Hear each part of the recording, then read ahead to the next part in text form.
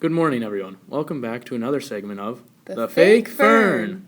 I'm your host, Jason, along with my co-host, Megan. Hey guys! Today we're going to talk about The Truman Show and the issues it presents about privacy with social media. Right, so for those of you who don't know, The Truman Show is about a man named Truman Burbank who was born and raised on the set of a television show that is on air 24/7 for the entire world to see. In this movie, Truman is denied privacy for his entire life without his consent. As Truman grows older, he begins to discover the truth about his life and the world he lives in.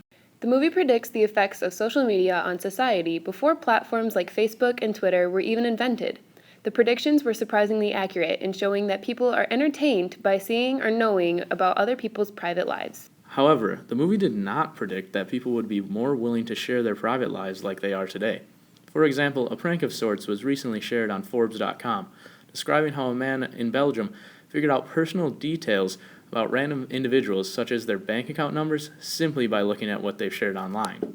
This puts great emphasis on how blurred the lines between public and private information has become and the need for others' awareness of everyday affairs, sort of making their lives like a voluntary Truman Show. And this need to share everyday life makes those who see this information become like the viewers of The Truman Show. Viewers like the bartenders, the man in the bathtub, and the old ladies all are constantly watching the show to see what is next. Let's take a listen to what those bartenders have to say about the show. I couldn't believe her. He's kind. Maybe he's too kind. I can't believe he married Merrill on the rebound. Excuse me. Sal, we've already got this in the greatest hits tape.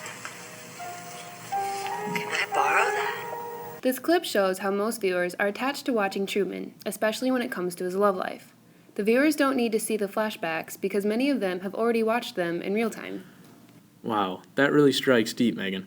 I don't know if you noticed this when watching, but one planned invasion of Truman's privacy was when the director, Christof, in his interview said he planned to have the first ever conception of a child on live television. Let's hear that quick.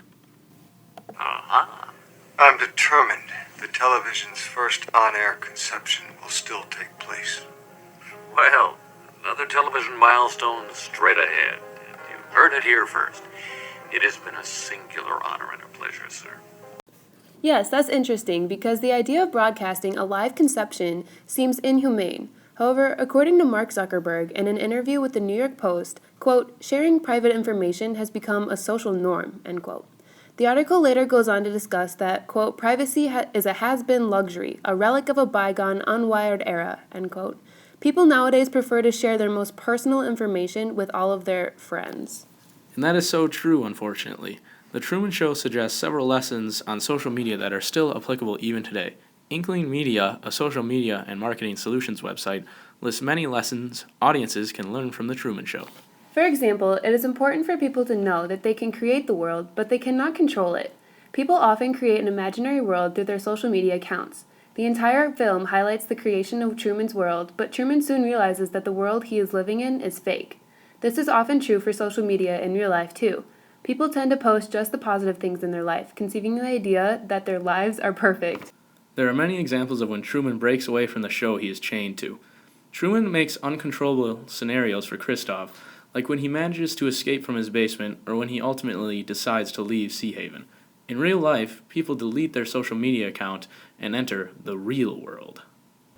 Let's hear the part where Truman leaves Sea Haven. Say something, goddammit! You're on television! You're live to the whole world!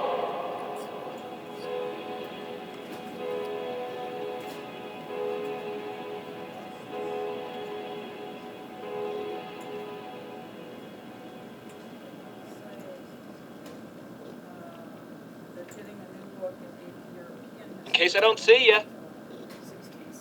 Good afternoon, good evening, and good night. Like you said before, Jason, this clip symbolizes a person leaving their so-called perfect world in social media and entering the real world. Leaving the perfect bubble of social media is hard for many people because it boosts their self-confidence and makes them happy. However, everyone can find happiness in the real world without social media. What an amazing conclusion, Megan. I hope you all tune in next week to The Fake Fern when we discuss, do penguins actually have knees? That'll be exciting.